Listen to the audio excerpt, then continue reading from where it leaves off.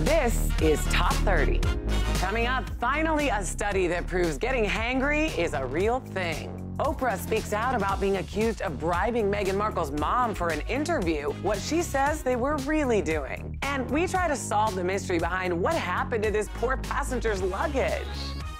Welcome to the show. I'm Kristen Smith. And I'm Richard Bacon, and here are today's 30 things you need to know. First, a popular eye surgery to improve vision might do the opposite. In a recent clinical trial by the FDA, nearly half of people who received LASIK began experiencing eye problems they never had before. Almost 1/3 developed dry eyes for the first time. 3 months after having the procedure, more than 50% of patients complained of glare, halos, and double vision. The New York Times reports that 2 patients experienced so much discomfort they eventually committed suicide. LASIK was performed over 700,000 times last year alone. The procedure uses lasers to reshape a patient's cornea so they no longer need glasses. Many ophthalmologists say the risk is low and side effects are usually temporary, but 41% of those in the FDA trial had visual problems 6 months after having LASIK. 2% said symptoms presented a lot of difficulty. Critics say the procedure should be held to a higher safety standard. All right, let's go to the New York Stock Exchange for our Fox Business Minute with your friend and mine, Nicole Pedlides. Nicole, I hear the Amazon tax has been repealed. That's right, Richard. A big win for major businesses based in Seattle, such as Starbucks and Amazon. The city council has voted to repeal a head tax on the city's largest employers just weeks after it unanimously approved the measure. Critics argued the tax would discourage investment in the city. Millennials are very optimistic about their financial futures. 53% of them think they'll become millionaires in their lifetimes. Well, according to a new survey, which also found that on average they expect to retire at age 56. This despite having $1 trillion in student loans and other debt. AT&T won approval from a U.S. court to buy Time Warner. This was a highly anticipated antitrust ruling that could pave the path for more mergers in different sectors. And Nicole, how do you think this deal will affect the media landscape as a whole?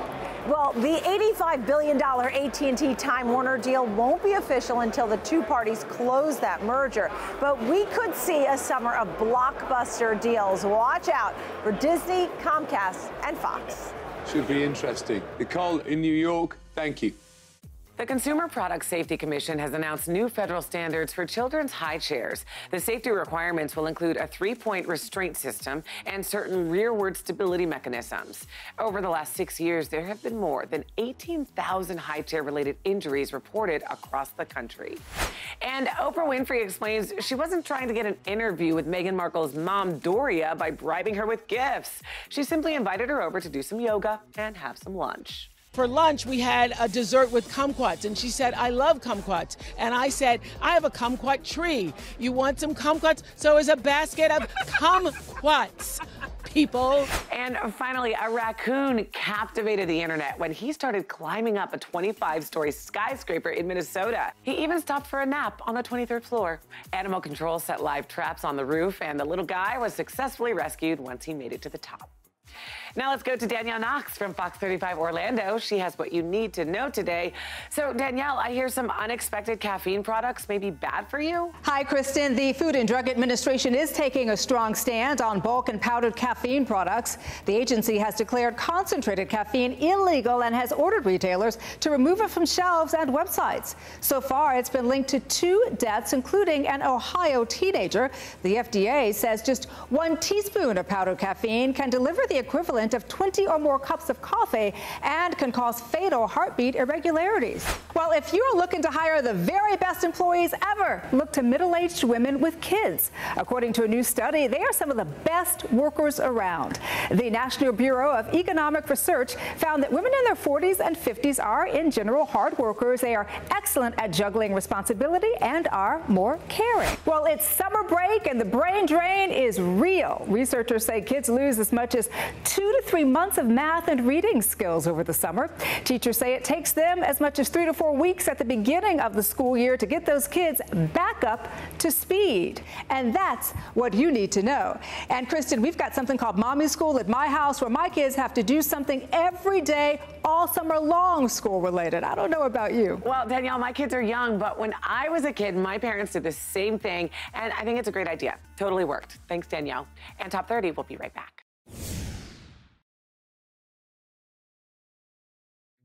Welcome back. A new study says that movie critics are even less diverse than movies. Researchers at the University of Southern California found that over 77% of movie reviews last year were written by men. Over 82% of reviews were written by white critics. About 18% of movie reviews were written by critics from underrepresented ethnic groups. But those same groups make up more than 38% of the population. The researchers looked at reviews of the 100 highest grossing films posted on the review site Rotten Tomatoes. None of those 100 films were reviewed by an equal number of male and female critics, even the 36 that were considered female-driven. 24 of the year's top films featured leads of color, but more than 80% of the reviews were written by white critics. The study's authors asked, what are the ramifications of having cultural storytelling produced and evaluated largely by individuals from the same demographic group? The researchers recommend that studios and media outlets try to adopt more inclusive hiring practices. Well, rumor has it, a shakeup is coming to the Today Show's lineup, and Jason Matheson, host of The Jason Show on Fox 9 in Minneapolis, joins us now to tell us more about this. Hey, Jason. Hey, Kristen. Well, the rumor mill continues to churn in a negative way for NBC's Megyn Kelly. Y'all remember that NBC lured Megyn Kelly away from Fox News Channel with a big, lucrative, high-budget talk show. Well, ever since the show debuted, the ratings haven't been great, so much so that it's bringing down the show after it, Hoda and Kathy Lee, which is a prized possession in NBC's Peacock's feathers. Well, now there is a plan, a rumored plan, that NBC will flip the two shows, putting Kathy Lee and Hoda right after the prime hours of the Today Show and moving Megyn Kelly to the final time slot of the Today Show block. Will that help? Who knows? I do know, though, that the one person that'll be happy about it is Hoda. Kristen? Okay, well, we'll see how the change plays out. Thanks, Jason.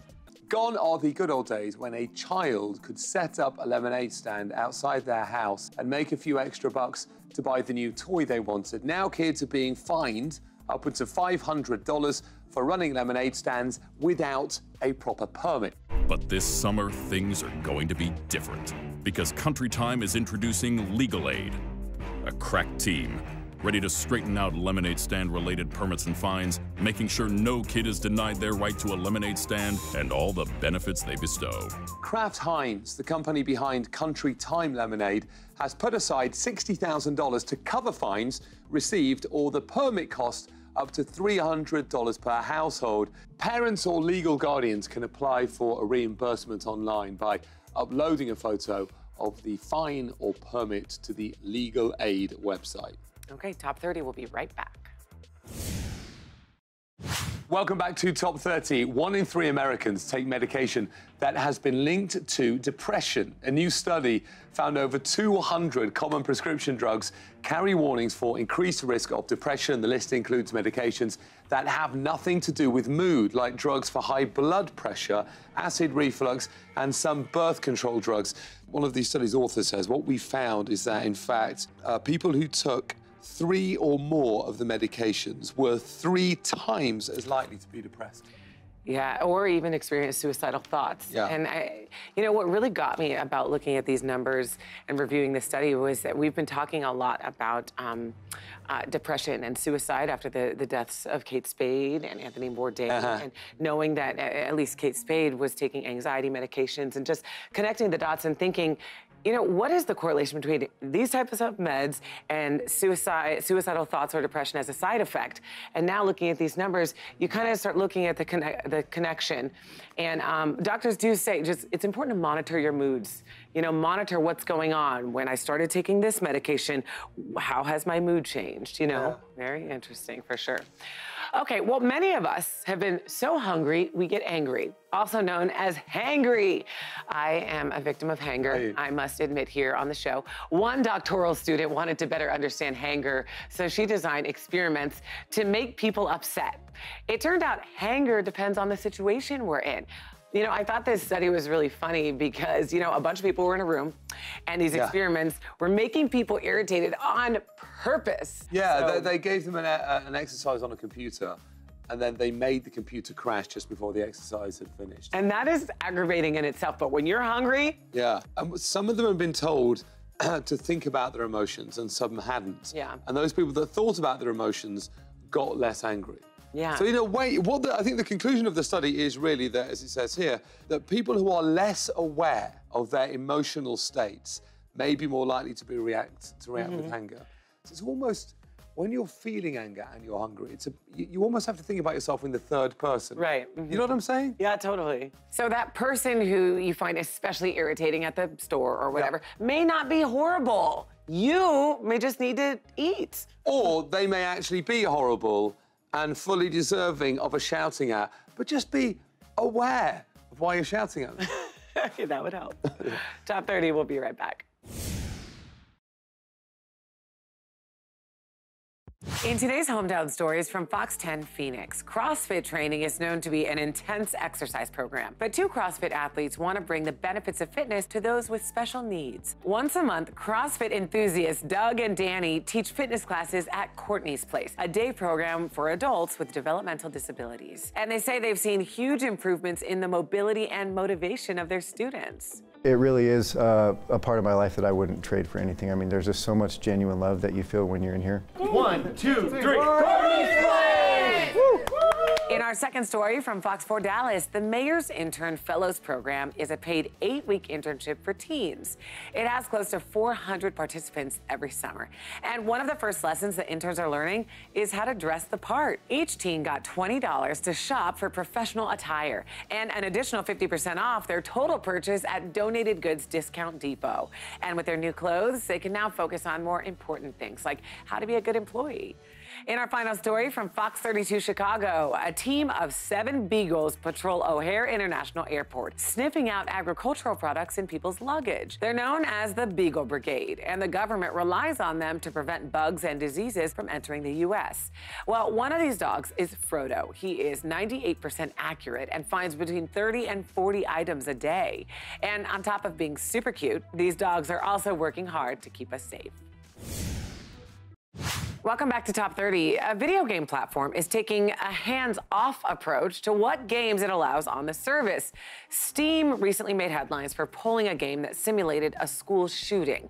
But company officials now say they will allow everything, and it's up to users and their parents to decide what games they play. So that means the only time they'll take games down is if it's trolling. It's illegal somehow or it's trolling. Right.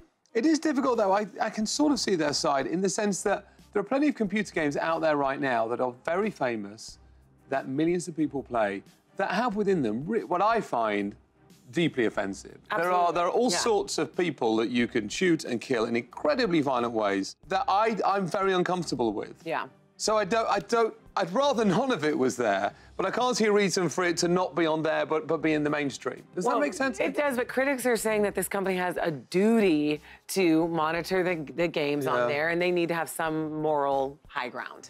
Well, I think all computer games could do with a little bit of moral high ground. Or at least, not all of them, but you know, some I'm with horrible ones. An American Airlines passenger went to get her suitcase at the Dallas airport and found this. A suitcase that was shredded, thrown into a bin with personal items everywhere. She said no one from the airline could explain what happened. Wild. This is such a crazy story. It is. I think my guess would be, I think it probably got caught up in the wheels of the carousel, you know, because it looks like it's been eaten. Like in the movies, the bag gets sucked into sucked in somehow. No, not like the jet of an aeroplane. Oh, different thing. The carousel at the airport where you get your bag at the luggage carousel. That somehow, do you think you actually thought I meant it got sucked into a jet? I mean, It looks like looks that like it. could have happened. I've never seen anything like this. There's black grease everywhere. Toothpaste. And toothpaste everywhere. 50% of her stuff was totally gone. And what she went on record talking about, it's not the fact that it happened, it's that someone gathered all the stuff and let it go around the baggage carousel looking like that. That is funny. And didn't say sorry straight away. Right. But within 24 hours, she got a $3,500 check for damages and a $300 travel voucher. So she did okay. Okay. Trash my bag if you're going to give me that. All right, how about this story? A husband gave his wife of 25 years an ultimatum. It's either me or the dogs. Well, she chose the dogs, and the two are now divorced. So this woman grew up around animals. She ran a dog sanctuary from her home, meaning lots of dogs at the house at all times. So her husband is like, listen, babe, we gotta chill on the dog situation, because I guess she kept adding dogs, and he wanted a change of pace. It's 25 years they were married. I mean, it can't have been the absolute closest marriage in the history of the world, can it? Do you know, You think they had other problems? I think there's certainly a chance.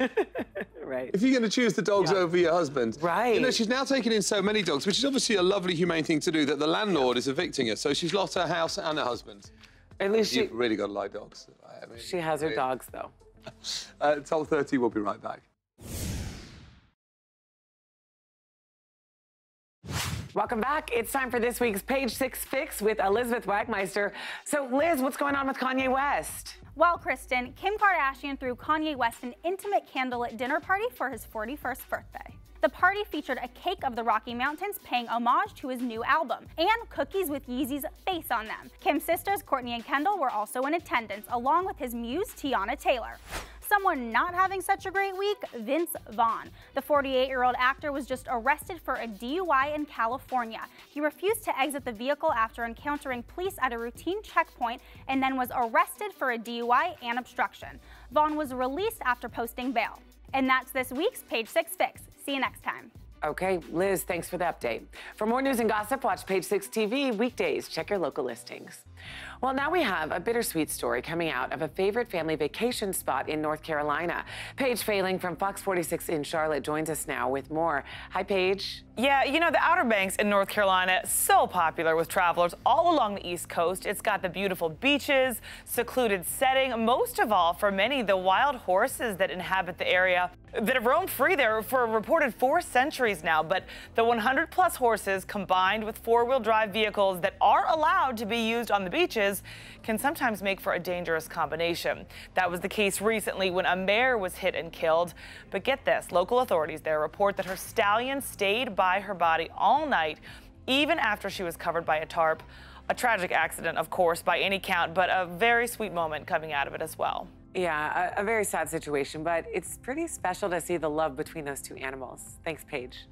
Kelly Blue Book says the average cost of a new car is just over $35,000. This one costs $70 million.